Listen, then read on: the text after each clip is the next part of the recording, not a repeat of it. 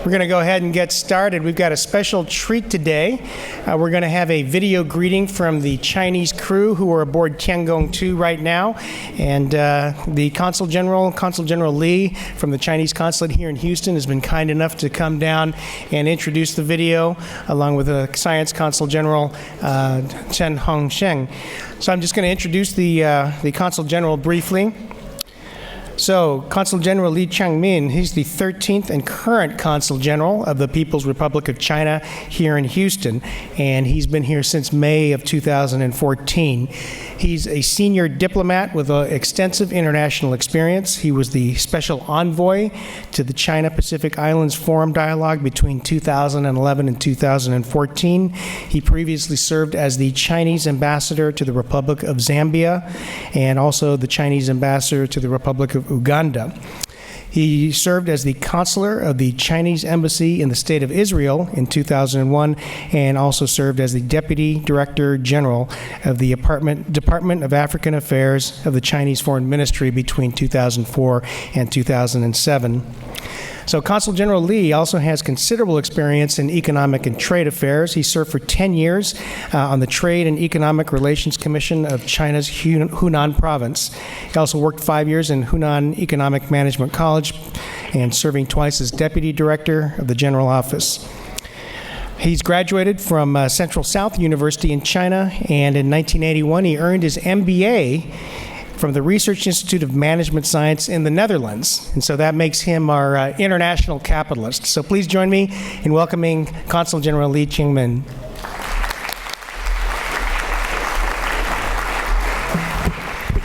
Thank you very much, Dr. Lerong Chi, for your candid introduction, and also for your very candidly inviting me here to making this a special arrangement. Distinguished guests, ladies and gentlemen, it is my great honor to witness the development of the China-US cooperation in space science on an official level. As you know, due to the legal obstacle from the United States side, China and the US cannot cooperate in space officially. But scholars, scientists, and the civil society of both countries are very interested in such cooperation. Today's activity is a good proof. China has become the third country to launch its citizens into space. Two Chinese astronauts, namely Jing Haipeng and Chen Dong, both of them will say hello to everybody later, are in our second space label, the Tiangong 2 right now. They were launched to the space since October 17th, last month, scheduled to stay in the label for 30 days, 1 month. Conducted space science and technology experiments. We're going to watch their greetings video in 1 minute. I think this is show China's open policy and the wills cooperation with other countries, including the United States, in the space field. Ladies and gentlemen, the space is a common resource for all of us. Countries should cooperate in space exploration to take the challenges in front of human beings. The US is the top country leading in the space technology. We hope the American side would take an open door policy by lifting the ban on NASA from engaging cooperation with China. It's not only interesting for China and the US, but also beneficial to all of the world. Right now, China made fantastic and very successful and very great and the progress in the space and the science side.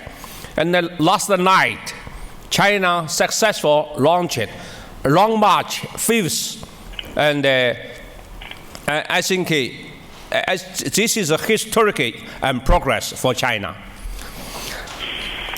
Our handshake in space would be a strong signal to the world that we can work together in space as well as on Earth, together making progress in space application, in climate change, medical challenges, and so on. Now, let's sing the Chinese greetings from the Chinese astronauts in Tiankong 2, in Tiankong 2nd. Thank you.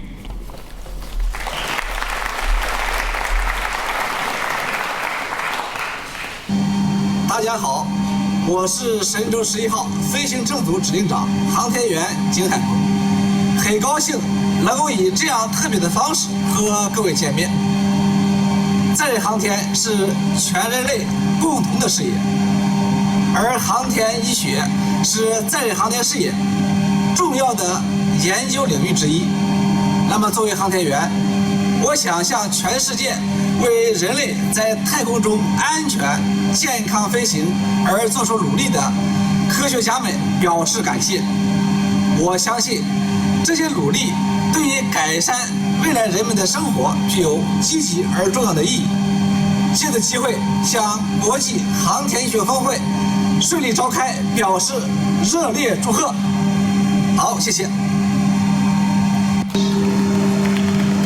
大家好，我是神舟11号飞行乘组航天员陈东。得知国际航天医学峰会在休斯顿召开，我想向来自世界各国的航天医学专家、空间生物医学科学家、工程师以及航天员同行们表达来自太空的祝福。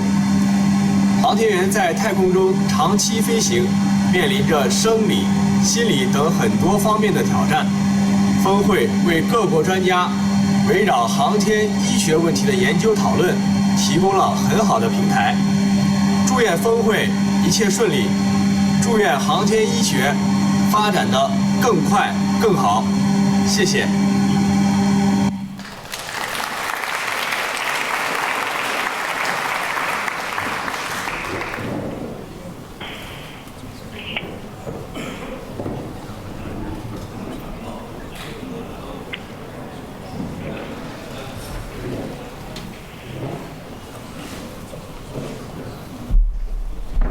Well, good afternoon, everybody. I'm Graham Scott. For those of you that don't know me, we're going to be transitioning now to talk to Warrant Officer Mark DeSoto, and he is going to be calling us from 82 degrees north.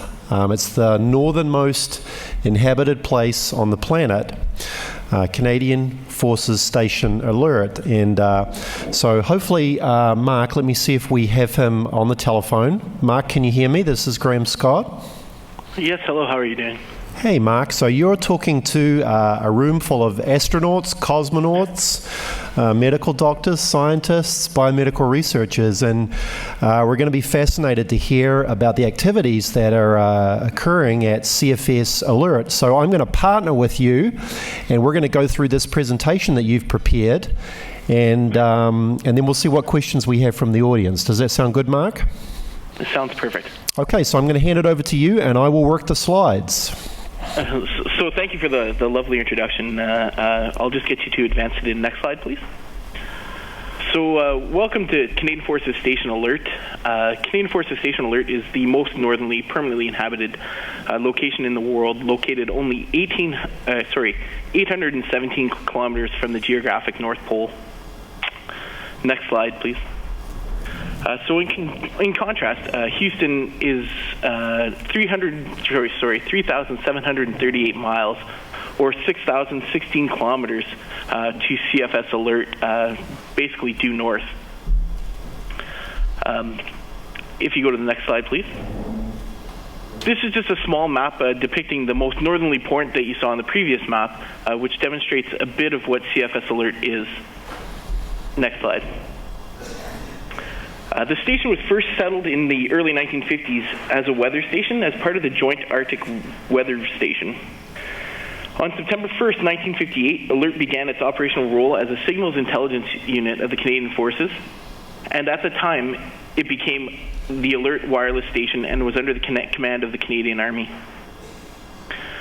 Since that time, Canadian Forces personnel, Department of National Defence employees, Department of the Environment employees, and a third-party contractor named NASATUC have become the entire population of CFS Alert. Next slide. What's depicted here is the station of CFS Alert.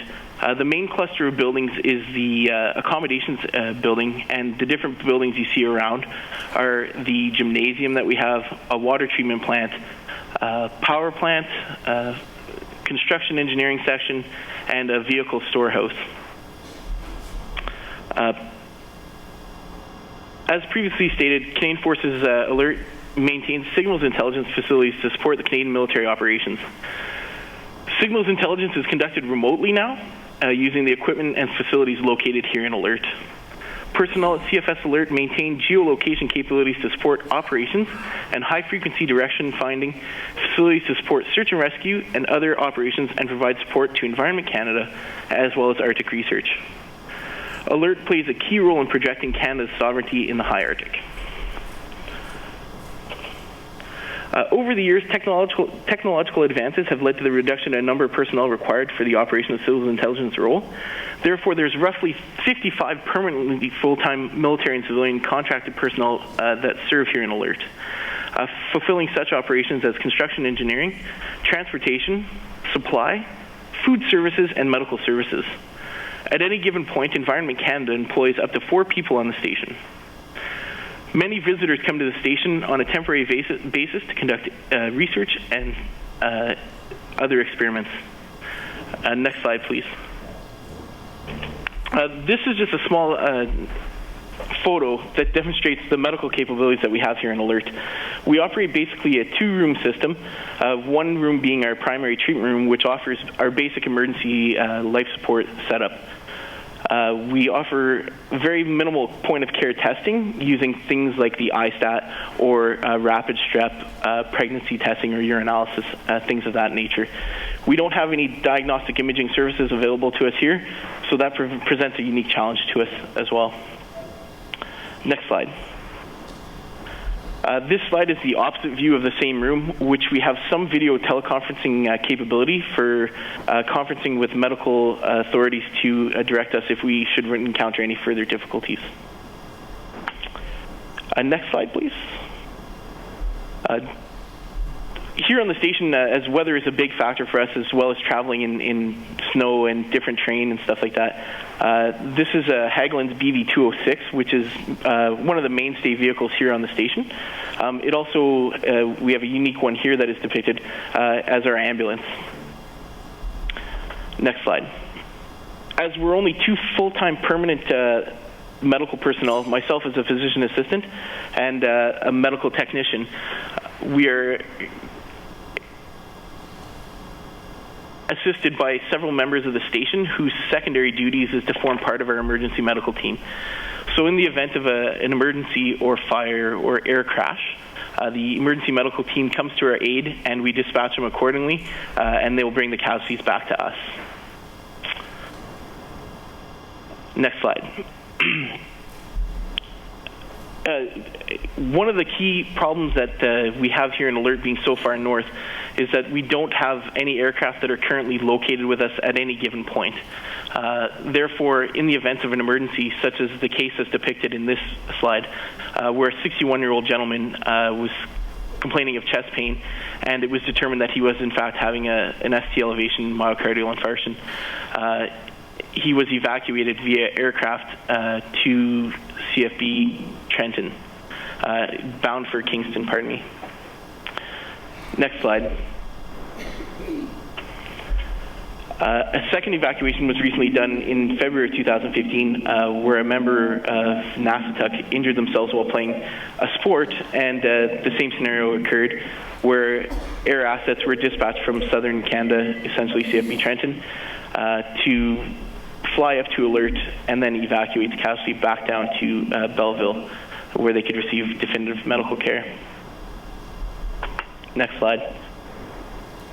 The primary supply route for us is by using a CC-130 Hercules, which arrives weekly for us. Next slide. And on the occasion, we get the C-17 Globemaster that brings us larger equipment and things of that nature. Next slide. We have lots of visitors. They tend to be of the animal variety, We get lots of polar bears that come to visit us, which presents some unique situations where we have difficulty moving around the station due to safety concerns, transferring fuel and things of that nature. Next slide. There is a large pack of wolves that likes to frequent the station. They're fairly domesticated. Although they've never been fed, apparently, they do like to visit us on a regular basis.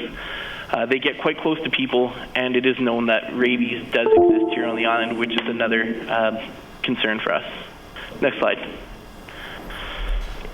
There have been several air incidents here in Ellesmere Island. There's been 3 crashes in the vicinity of CFS Alert. The most notable one of recent history occurred on October 30th, 1991, which was the crash of Box Top 22, which was a crash of a resupply mission, a controlled flight into train, essentially.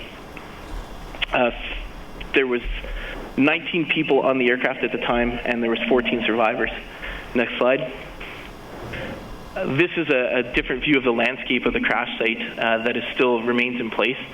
The survivors of the crash were stuck here for about 31 hours while rescue operations were mounted from CFS Alert, as well as rescue operations from southern Canada from our search and rescue technicians. Some of the efforts by the search and rescue technicians were hampered by high winds, low visibility situation where they couldn't parachute into the site to help evacuate casualties. Next slide. This is the memorial that dedicates or shows respect to those that were lost in the crash of Box Top 22, which we just had the anniversary, the 25th anniversary of last weekend.9 slide. This is a memorial of a crash that happened in 1950, where 9 aircrew were killed when they were trying to do an aerial drop of resupply from a Lancaster aircraft, which crashed about 600 meters to the south of the station. Next slide. As we like to pass on to everyone here at CFS Alert, we are the most northerly supply section. We often like to tell everyone that we supply Santa Claus, and so it brings us great pleasure to be able to do that kind of work as well here. And next slide. These last 2 slides depict some of the most important work that's done here and the biggest scientific research that's done. So the first part is by Environment and Climate Change Canada, in which they focus on upper air atmosphere research. They launch weather balloons twice a day to conduct or to gather information that is used in weather mapping and weather models down south. They don't predict any of the weather for us here in Alert. We have our own meteorological technicians that conduct forecasting for the aircraft for us. Next slide. Just a beautiful scenery slide for you to look at. And then one more slide here, please. The last slide here is a bit of a jaunt. This is the Dr. Neil Trevette Global Atmosphere Watch Observatory. It belongs to Environment Canada, and what it does is it provides scientific assessments and other atmospheric research that improves the understanding of climate change and air quality in the Arctic for around the world. The Global Atmosphere Watch Lab is run by Environment and Climate Change Canada in coordination with the World Meteorological Organization. Greenhouse gas measurements have been ongoing since the mid-70s here in Alert, and the GAW program has expanded many times since that time. Now they are collaborating with many universities and government groups internationally and nationally. Primarily, the lab serves as a background station for atmospheric constituents and pollutants. Alert is an ideal location for such a site due to its remote location and nominally low source of local pollution. The data collected here is used to determine average of global concentrations of atmospheric compounds such as carbon dioxide or other harmful substances like pesticides, heavy metals, and smog. A related area of research shows how substances how these substances are transported to such far reaches of the planet and the plausible impacts of atmospheric chemistry on the Arctic ecosystem they enter. Mercury, for example, is of interest given its long residence time in the atmosphere and reactive phase that allows it to enter food, raising concerns for human ecosystems and health. A substantial portion of the GAW Lab's research presently surrounds the transport and fate of aerosols in the atmosphere, which are particular matters such as soot, sea salt, and volcanic ash, as well as sand. These all can have variable effects on climate and weather depending on their location in the atmosphere or deposition on the Earth's surface. Overall, the research conducted by the God Lab contributes to our present understanding of how humans influence the atmosphere on a global scale and the future implications and uncertainties of climate change. Next slide. So, I have this list of questions, Graham. Did you want me to go through any of those right now? Purposes. So I'm trying to anticipate what the audience might ask you, just to kind of get your juices flowing and think about. Yeah. So let's see what questions the audience have. Before we jump into that, why are we talking to Warrant Officer DeSoto today? So obviously this is an example of an analog environment. And we at the National Space Biomedical Research Institute became aware of this opportunity actually through the efforts of our own Dr. Jay Buckey, who's an astronaut, of course, and a faculty member at Dartmouth.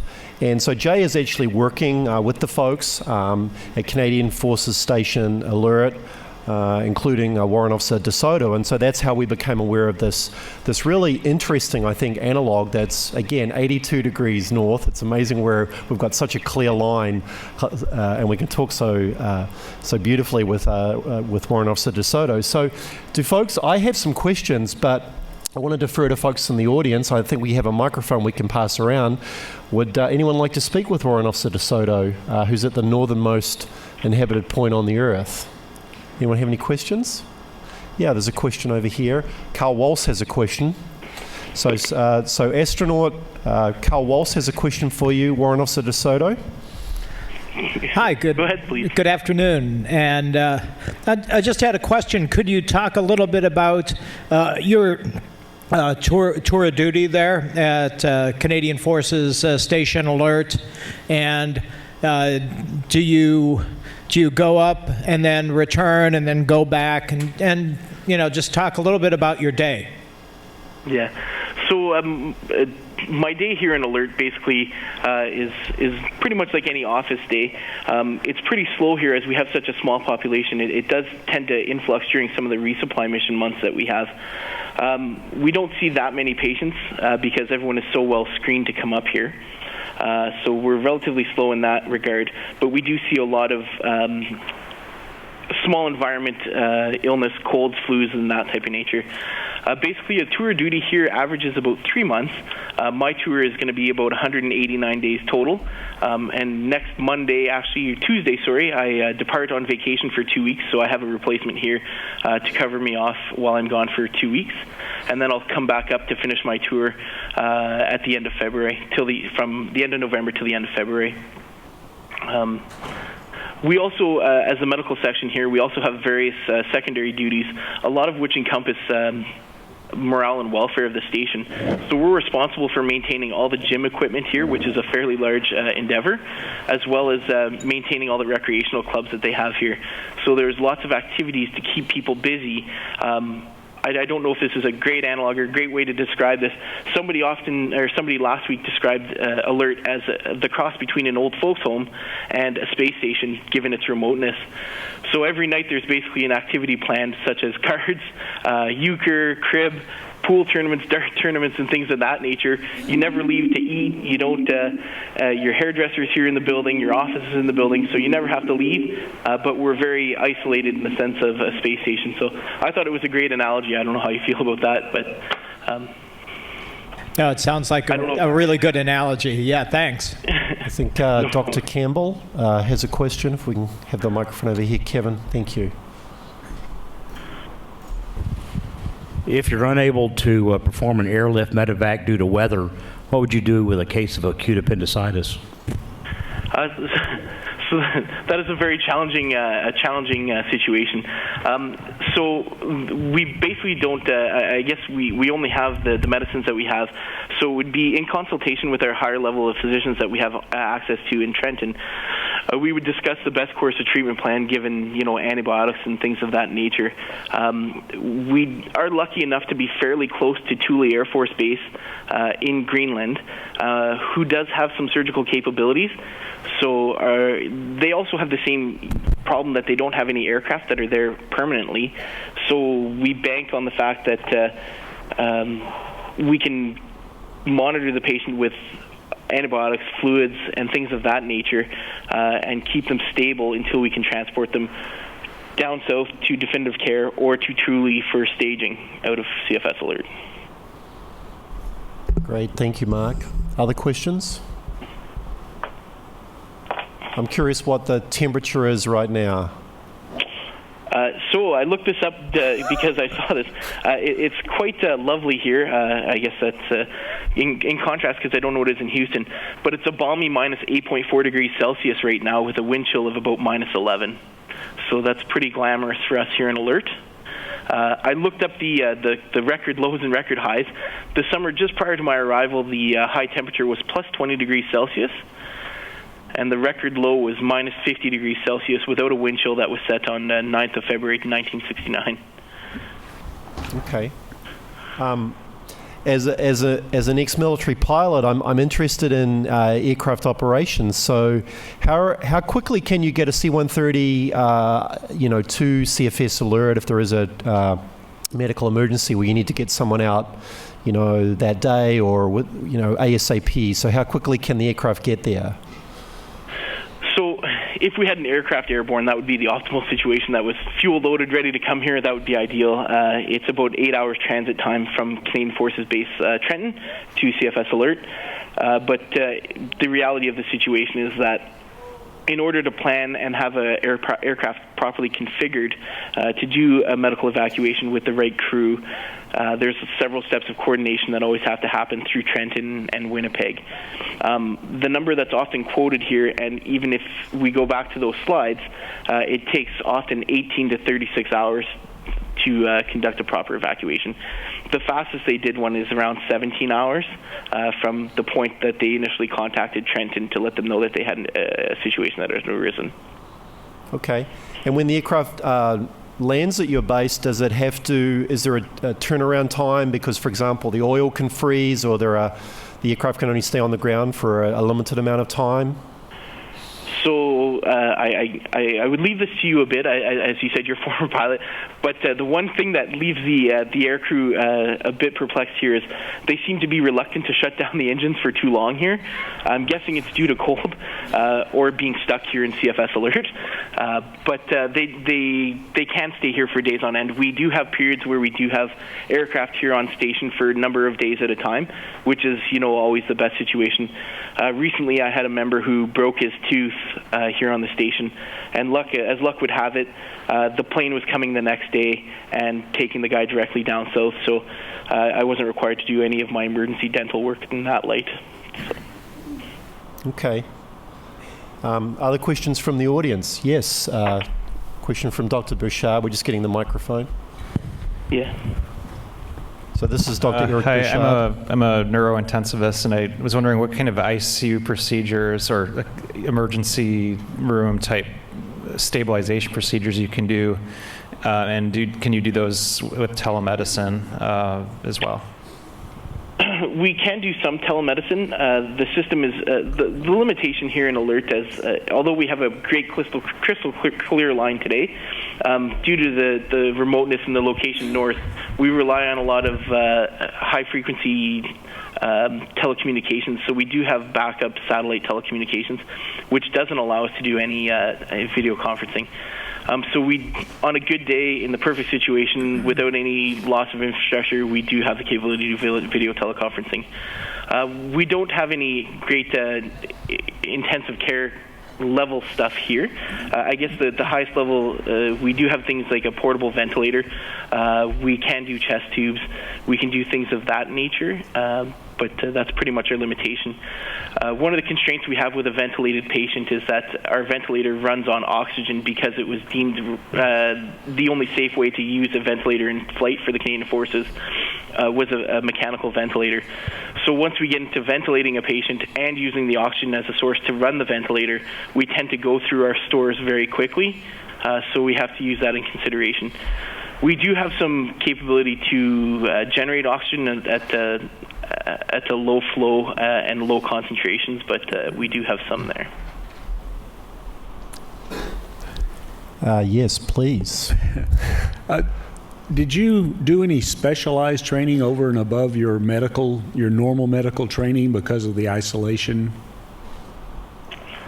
So we do some other training. There's a program that we go through that's run out of 2 hospitals by the Canadian Forces. One is in Vancouver, one is in Montreal, and it's called the Advanced Military Trauma Resuscitation Program, which prepares us a bit more for isolation to deal with those things, longer evacuation times. Me personally, having been deployed to other locations throughout the globe, specifically Afghanistan, we had much better resources in Afghanistan where, a patient was injured and you could have a helicopter to evacuate the patient to surgical facilities in 20 minutes. Unfortunately, that's not the reality here. Here we have the limitation of incoming phone lines, outgoing phone lines, weather and stuff like that. So there's a little bit of training above and beyond that stuff. We also do some specialized training in dental emergencies to do things like temporary fillings and repairing dentures and stuff like that. The contractor that's hired here employs a lot of retired military members, so they're a little bit older than our average population of the Canadian Forces personnel. So they do present a little bit of uniqueness with multiple medications, multiple comorbidities and stuff like that, and they're not screened to the same level as a Canadian Forces soldier. So there's a little bit of extra training. So I'm getting the signal here, Warrant Officer DeSoto, to wrap things. Oh, you've got a question, Mr. Yeah, so I think we have a follow-up on, you alluded to the fact you had one of your co-workers had a cracked tooth. Can you tell us a little bit more about your dental capabilities, please? So we do have some dental capabilities. We carry basic instruments to do dental examination and exploration, routine dental screening, stuff like that.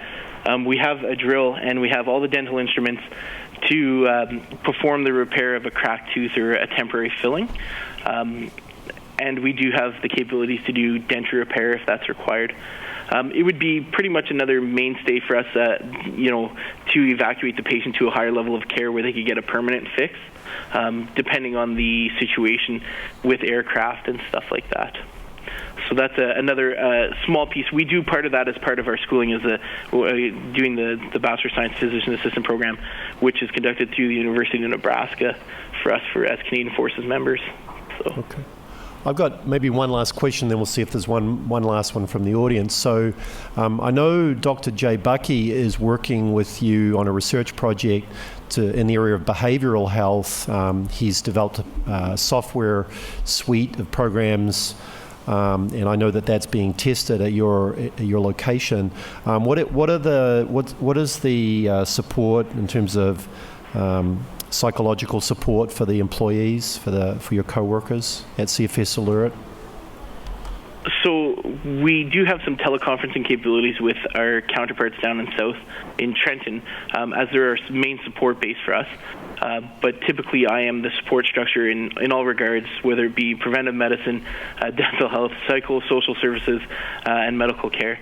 We would liaise with them. We are fortunate at certain points in the year. Right now, currently, we have a padre that's visiting us who has some social work and mental health training as well, that they visit us for a week or two at a time and visit the members and talk with them and see how they're doing in order to make sure that there's no negative effects of being up here. Okay. As you guys, I don't know, I'm sure you can assume, we've entered a 24-hour darkness, which does isolate people a lot more. And with modern technology, what's happened is now they have TVs in all the rooms, and people tend to withdraw a little bit more, which is why we have so many activities to try and draw them out a bit more to avoid any negative effects of that. Yeah, I know. I was doing a little research, and I noted that you get 24-hour darkness on October 10th, and it stays dark through March 1. So yeah. It's a very fast transition to we go from like 24-hour sunlight to complete darkness very quickly. Yeah.